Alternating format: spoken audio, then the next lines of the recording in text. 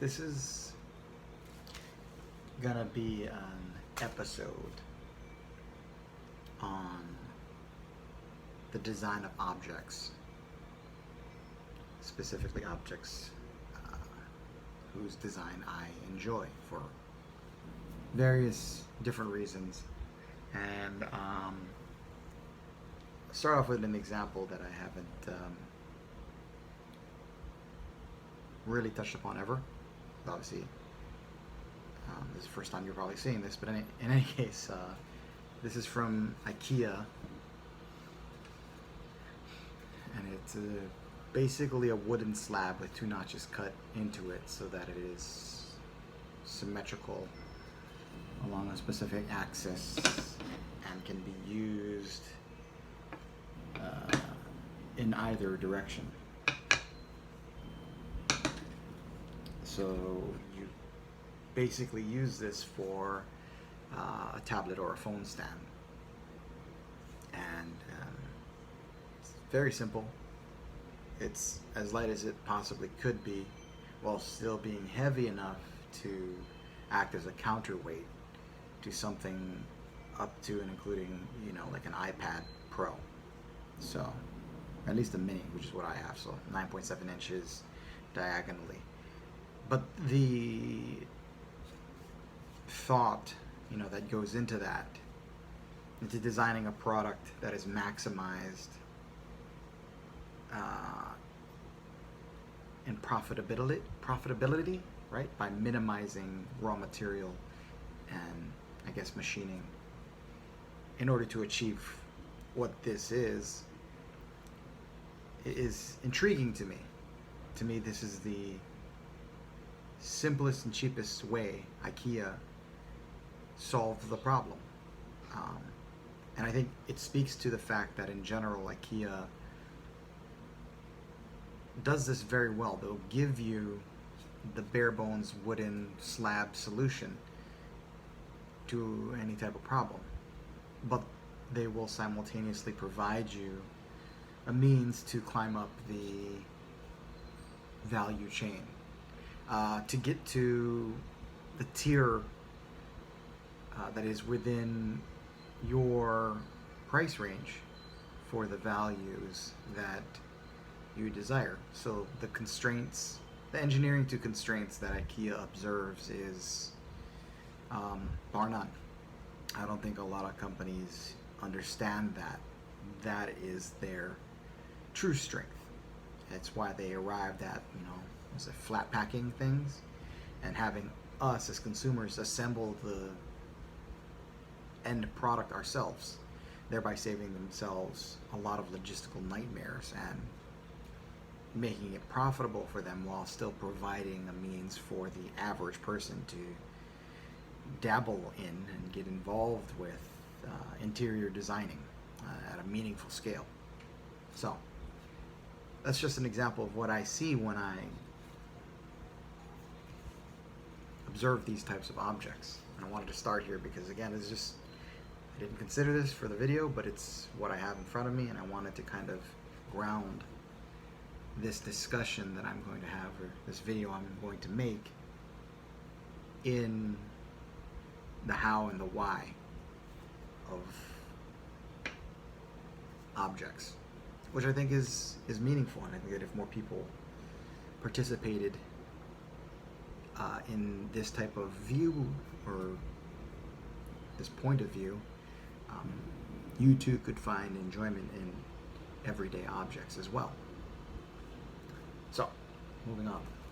I have 1, 2, 3, 4, 5, 6, 7, 8 items that I just collected to start this off.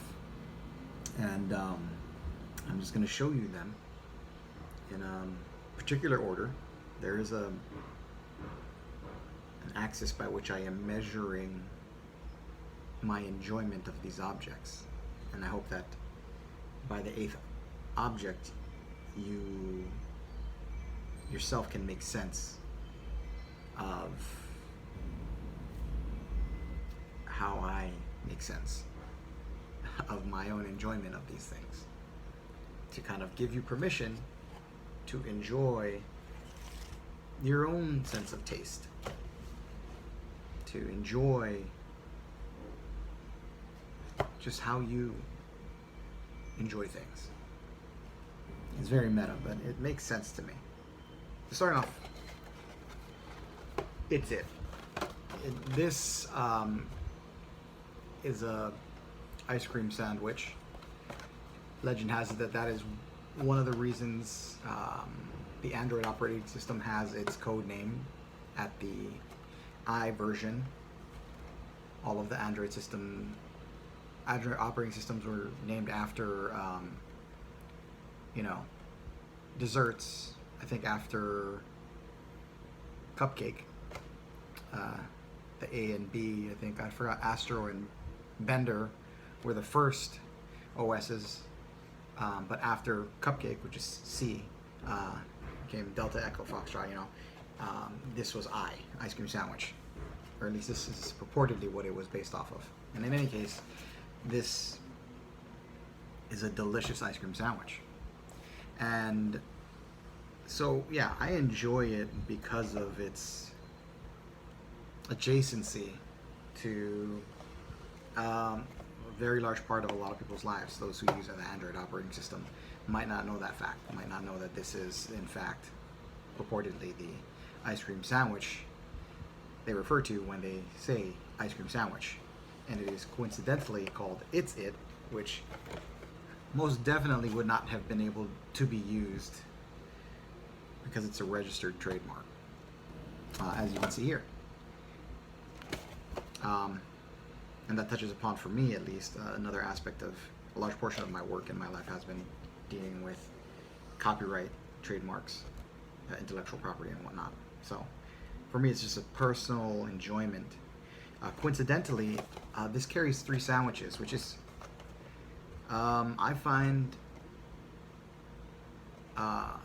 uncomfortable. I don't like odds in general. And in packaging, there are very few items that come in packs of 3. That's half a dozen. So, is there a name for that, I wonder? In any case, all of these things tie into why I enjoy this thing as much as I do, and I do like the palette of it.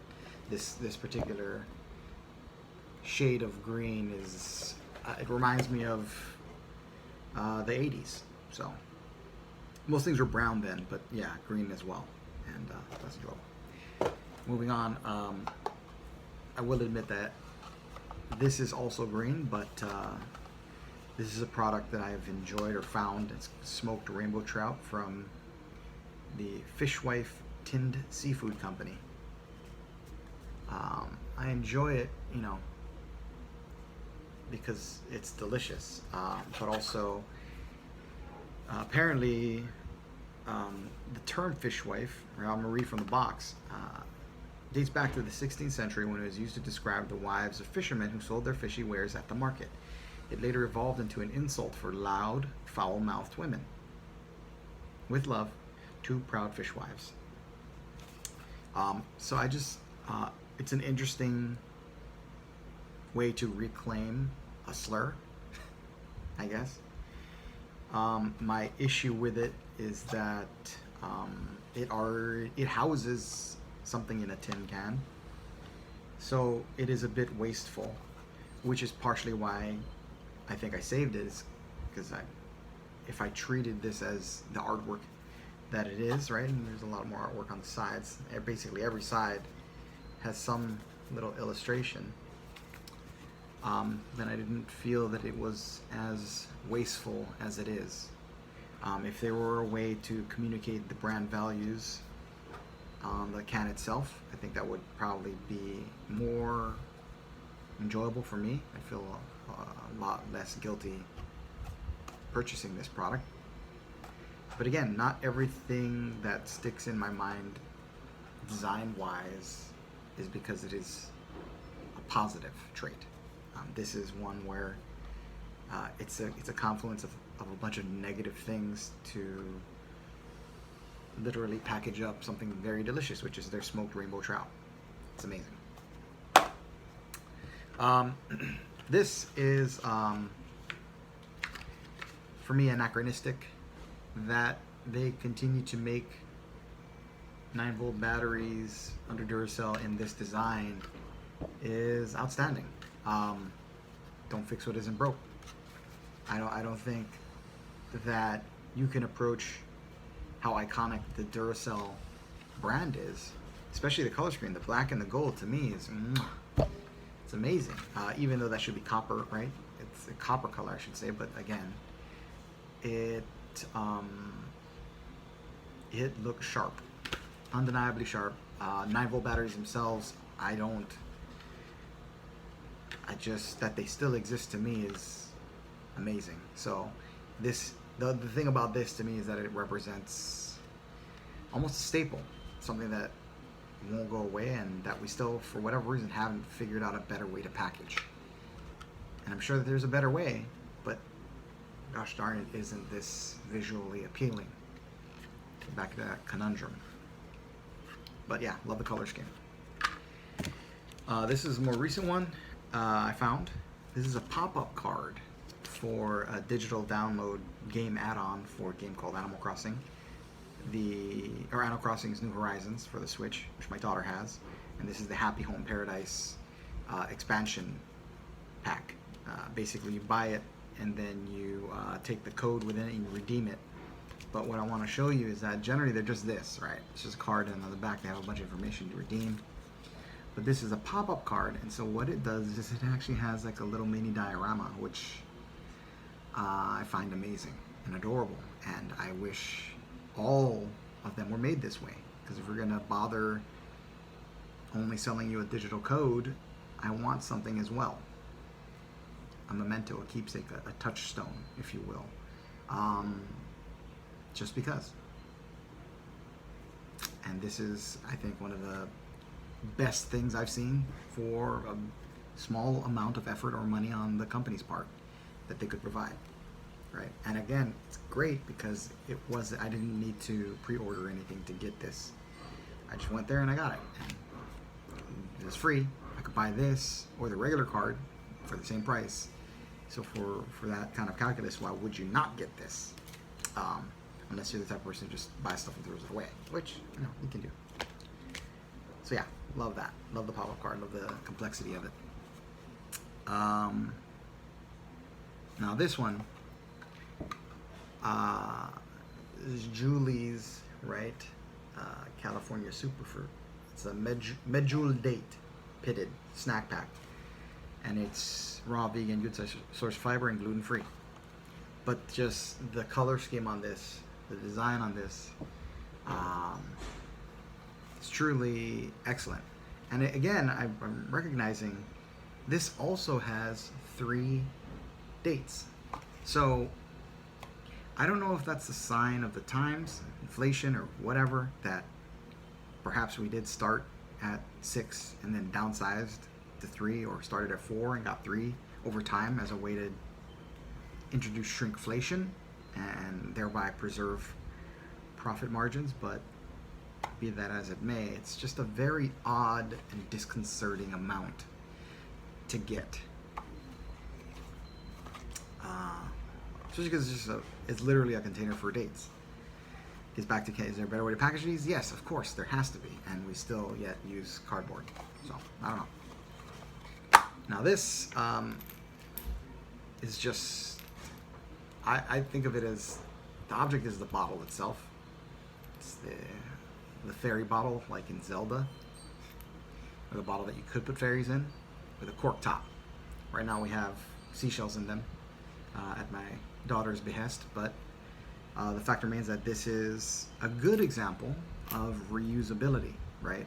A classic tried and true design that is capable of servicing our needs in the modern world without further contributing to the consumerist disposable culture that we find ourselves trapped in under capitalism. So I like this. Makes a nice noise. It looks cool as hell. And the cork top is just an absolute tasteful way to cap off a container, a bottle, such as this. Super classy. The next thing I have is just a bottle opener with a magnet on it. It doesn't matter what it is. This one has a California Republic design on it. I don't give a shit about that. This one represents more a crossover into functionality, which is something I think I love about objects. This is an actual tool as a bottle opener, so it already has a function, but adding the magnet to it makes it that much more useful because it gives it the characteristic or capability to stick itself anywhere on the fridge. Ostensibly the fridge that contains the beers that I drink, but I don't drink beer. So I bought it because it just made that much sense that I couldn't not have it. And I don't even drink. But the idea that if I were to have a bottle opener, I would want a bottle opener with a magnet, because obviously I want it as close as possible and easy to find were I to imbibe, which I won't because I don't drink. But if I did, I'd want a bottle opener like this. So I got it. And so yeah, a tool is useful. It has a use, it has a function in and of itself, but this is also a very useful tool in that its attributes lend it to being always at hand right when I need it, which arguably is what you want for every tool, right? It's to be at the ready or at hand, available exactly and only when you need it. And so this represents that. And now moving on to the last thing that I also happen to keep on my fridge just to look at because I enjoy it.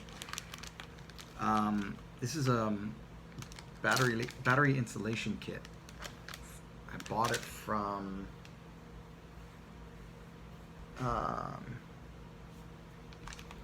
I'm blanking on it. I think it's the one with the clover. Anyway, or no, it could be Pep Boys. Either way, when I had to change my battery out, because this is a good thing to do, is to put the grease essentially on the positive and negative terminals of your battery, as well as these little washers to help prevent corrosion and prolong the life of your battery, which you should always be doing. And it's only $3.49. But the thing that I like about it is that what you can't tell is that in here is the grease that you would be greasing the posts with, and it is combined into the package that holds the washers that you then put on the post greasing. So it is easily available. It is at hand. It makes sense completely. It's almost self-explanatory how to use it, because it also gives you the directions. So the directions, the housing, right, of the raw materials, the consumables that you need to complete the job are in this one package. Getting this one package, if you got this one package, right, you would need nothing else but the battery upon which you are operating to complete the task that this is meant for. So this is, to me, like the epitome, right, of just extremely and exceedingly functional design. It leaves nothing to chance. It is marketed exactly correctly with no fanfare, and I think it is priced extremely fairly given how well it is designed, right? The convenience of collapsing these two consumables into one product itself, right, deserves a premium. It's the same argument you get for iPhones, right? The integration is where the magic happens, and with this, the integration of the two consumables plus the directions, you can't beat it. It's, I think, one of the most well-designed products I've seen. So, and this is the last, and this is the 8th object. And so I hope that through the progression of my object review, with an eye towards design aesthetics and whatnot, you can get a taste for my metric that I hold internally for the judgment of objects, and thereby how I interact and enjoy them as much as I do. And hopefully, you become aware that you have that as well. You might not be cognizant of it, and you might not obsess over it as much as I do, but there is a reason you like the objects that you hold dear. And it is always worth examining that, I think, at the very least, to see if it still suits you, if it's still suitable to your lifestyle. And more importantly, unfortunately, there is a lot of judgment placed towards what you adorn yourself with or what you place around or about you. And it can reflect upon you, either poorly or well. So it bears minding, I guess. Anyway, I hope that you found this entertaining, whoever you are. I made this specifically for a very specific and particular audience, so I know that they most definitely appreciate this. But it's not to say that you won't. And I would be doing more of these because I find it enjoyable. And I want others to know. I want to inflict this madness on others as much as I obsess about it. Because. Anyway, thanks for watching. If you've made it this far, like and subscribe. Send a comment. Send requests for objects you would like reviewed. I can't guarantee you I'll get the specific brand, but I will make a good faith effort to reflect upon any other types of reviews or requests that you might have.